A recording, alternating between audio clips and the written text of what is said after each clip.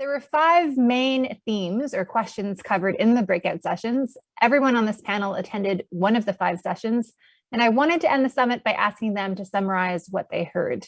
Sudhi, let's start with you. Your session explored how to achieve patient-partnered care. What were some of the barriers and solutions discussed? Thank you, Althea.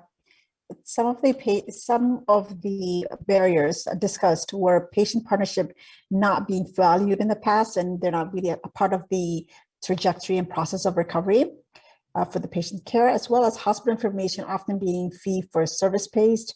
And the example of the mechanic was given. The mechanic fixes the car, but the car belongs to the owner, which is the patient. So records should belong to the patient. In terms of the benefits and wonderful things that we see here is that telehealth has been expedited through COVID pandemic. COVID virtual care has become mobilized, and I do not think that will be going away. Andre, your group tried to identify the biggest gaps in healthcare and how to overhaul Medicare to address them. Can you share an example or two with us? I think we had sort of consensus. We had a good mixed group of physicians, retired, practicing, patients, union reps, so a good cross-section, but there was kind of unanimity that the biggest gaps are actually in social supports rather than in medicine. So a real desire to address the social determinants of health, everything from childcare through to income supports, et cetera. So that was the interesting part. A lot of discussion was about the public has to speak up, has to demand more of its politicians. And the final thing is people talked about how there's a lot of fear in the public. The public wants change, but they're fearful that the change won't be for the better. And that kind of holds us back from getting the change that we really need. So a rich discussion in our group. Nadine, the theme of your session was how to better serve racialized and vulnerable populations in our healthcare system. What were some of the bold ideas discussed? Oh, we had a great discussion. Thanks, Althea. First of all, was diving into racialized and vulnerable groups. What does that mean? And we had some examples in terms of new immigrants, refugees. If we had more time, I'm sure we would have dove into entities like Indigenous populations and other racialized groups in Canada and what we're responsible for when someone living in Canada walks through the doors of one of our healthcare institutions. Language was an important one in terms of vulnerable populations that don't speak the language when they walk in and they don't speak English or French, depending on where you are in Canada. But also there was the point of bringing in medical terminology. And the fact that you can speak English and be in downtown Vancouver or Calgary or Edmonton, but there's this language called medicine. We dived in a little bit before we ran out of time in terms of virtual healthcare. The big word that came out of there is choice. People want the ability to have a choice long after COVID is over in terms of the benefits of when they only need a virtual follow-up with a family doc or specialist, but they need the choice to be able to have a real face-to-face conversation when the challenges are there and they need that extra support. It was a great conversation, lots to take home for the CMA to work on.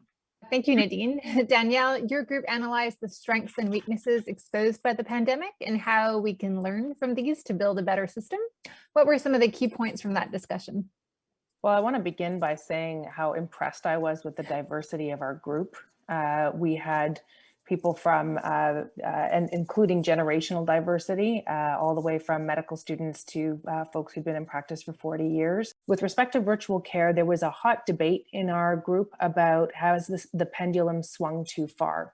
And are we actually, have we gone past the limits of what can reasonably be expected to be high quality care when we're conducting so much of medicine in the virtual space? And yet at the same time, that there are ways that virtual care can really be used to enhance equity and enhance access. So how, what is the future responsible, high quality, as Nadine says, patient-driven version of virtual care look like, and how does that fit into the system of the future was one theme. And the second theme was around aging. A lot of talk about the tremendous failures in long-term care. We quickly went into questions of care delivery models, regulation, quality standards, equity of wages and collective bargaining, and thinking beyond long-term care into retirement homes and home care and supporting aging in the home. And so really trying to zoom out from the long-term care conversation to understand that it really is a conversation about aging more broadly that we need to have. It was a great conversation. Thank you, Danielle. And finally, Anne, your session focused on the innovative approaches in healthcare during the pandemic and how to ensure that spirit of innovation continues. Certainly, virtual care has captured everybody's attention.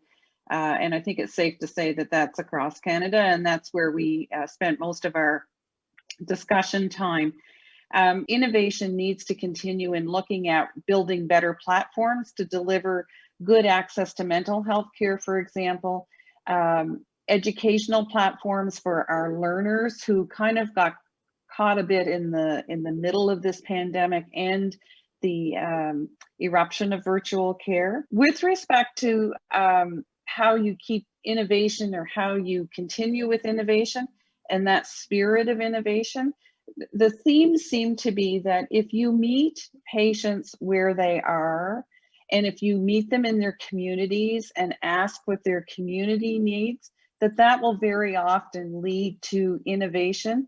Sometimes it's not just looking for innovation, it's looking at and recognizing and acknowledging what we already have. And the example that was used was that part of the contributing factor to the collapse of long-term care in Ontario, for example, was not recognizing the critical importance of informal caregivers and what they do to keep seniors supported, not just in their homes, but in long-term care facilities as well.